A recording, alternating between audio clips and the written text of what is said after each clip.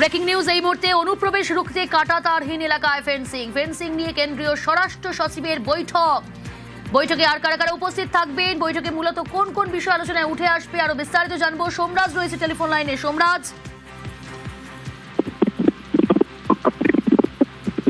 তোমার কথা স্পষ্ট শোনা যাচ্ছে না, আরো একবার আপনাদের জানিয়ে রাখবো, অনুপ্রবেশ রুখতেই কাঁটাতারহীন এলাকায় ফেন্সিং নিয়ে কেন্দ্রীয় স্বরাষ্ট্র সচিবের বৈঠক।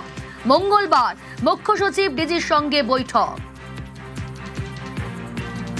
কাঁটাতারহীন এলাকায় ফেন্সিং নিয়ে তৎপরতা, অনুপ্রবেশ রুখতে তৎপরতা, ফেন্সিং নিয়ে কেন্দ্রীয় স্বরাষ্ট্র সচিবের বৈঠক। আমি আবারও কথা বলবো, সোমরাজ রয়েছে আমার সঙ্গে। সোমরাজ, দেখো, অনুপ্রবেশ এবং সীমান্তবর্তী জেলাগুলিতে ফেন্সিং নিয়ে মঙ্গলবার উচ্চ পর্যায়ের বৈঠক রয়েছে দিল্লিতে। সূত্র মারফত জানা যাচ্ছে, কেন্দ্রীয় স্বরাষ্ট্র সচিব গোবিন্দ মোহন এই বৈঠক করবেন রাজ্যের মুখ্য সচিব ও রাজ্য পুলিশের ডিজির সঙ্গে।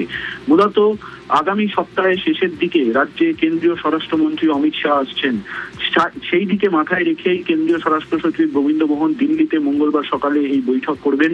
মূলত প্রথমত হচ্ছে অনুপ্রবেশকারীদের কিভাবে আটকানো যায় তা নিয়ে আলোচনা হবে বলে মনে করা হচ্ছে। তুমি দেখেছো যে চলতি সপ্তাহে রাজ্যের স্বরাষ্ট্র সচিব, অন্যদিকে বিএসএফ, কেন্দ্রীয় স্বরাষ্ট্র মন্ত্রকের আধিকারিকরা বৈঠক করেছিলেন অনুপ্রবেশকারীদের এ রাজ্যের সীমান্তবর্তী জেলাগুলিতে আসা থেকে কিভাবে আটকানো যায় তা নিয়ে বিএসএফ এর তরফে পরিকল্পনার কথা বলা হয়েছিল এবং বিএসএফ সেই পরিকল্পনা করে জেলাগুলিকে পাঠাবে এবং জেলাগুলি সেটা কার্যকর করবে। মনে করা হচ্ছে বিএসএফ এর তরফে পরিকল্পনা তৈরি নিয়ে মূলত মঙ্গলবারের বৈঠকে আলোচনা হওয়ার সম্ভাবনা তৈরি হয়েছে।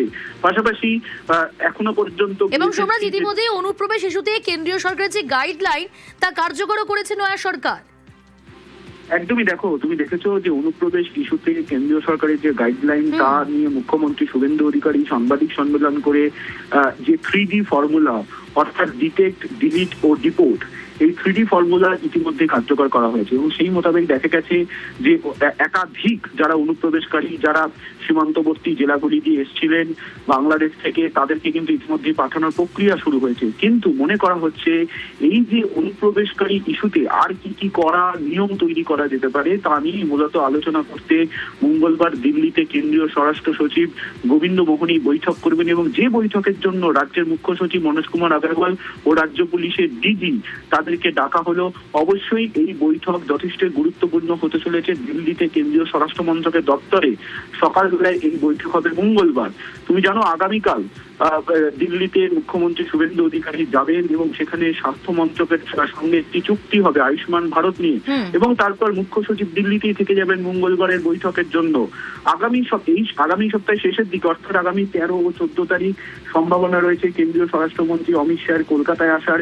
তিনি কলকাতায় এসে উত্তরবঙ্গ ও রাজ্যের যে সীমান্তবর্তী জেলাগুলি রয়েছে সেখানকার বর্ডার পরিস্থিতি নিয়ে পর্যালোচনা করতে পারেন বলেই সূত্র মারফত খবর আছে। এবং তার আগে কেন্দ্রীয় স্বরাষ্ট্র সচিব গোবিন্দ মোহন এই বৈঠকে ডাকলেন, যে বৈঠকে রাজ্যের মুখ্য সচিব ও রাজ্য পুলিশের ডিজি যোগ দেবেন।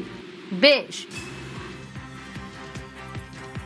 हम स्मार्ट बॉर्डर प्रोजेक्ट को लॉन्च कर बांग्लादेश और पाकिस्तान की पूरी सीमा को हम अभेद करेंगे। अब सीमा सुरक्षा बल की जिम्मेदारी है कि हम न केवल सीमाओं की सुरक्षा करें, गांव के पटवारी के साथ हमारा संवाद होना चाहिए, गांव के थाने के साथ हमारा संवाद होना चाहिए, डिस्ट्रिक्ट के कलेक्टर के साथ, डीडीओ के साथ, डिस्ट्रिक्ट एसपी के साथ हमारा संवाद होना चाहिए। कौन नया घुसपैठिया आया है, क्या रूट है, कहां से तस्करी हो रही है, कहां से गौ तस्करी हो रही है, इस सारे रूटों को चून कर बंद करना, समाप्त करना, ये बीएसएफ की जिम्मेदारी है। तीनों राज्यों के मुख्यमंत्रियों के साथ गृह मंत्रालय में हम एक बैठक भी करने वाले हैं और घुसपैठ की दृष्टि से एक मजबूत सुरक्षा ग्रिड हम बनाने वाले हैं। बंगाल सरकार ने भी जितनी भी भूमि देनी थी वो सारा देने का निर्णय कर चुके हैं, कुछ तो हैंड ओवर भी कर दिए।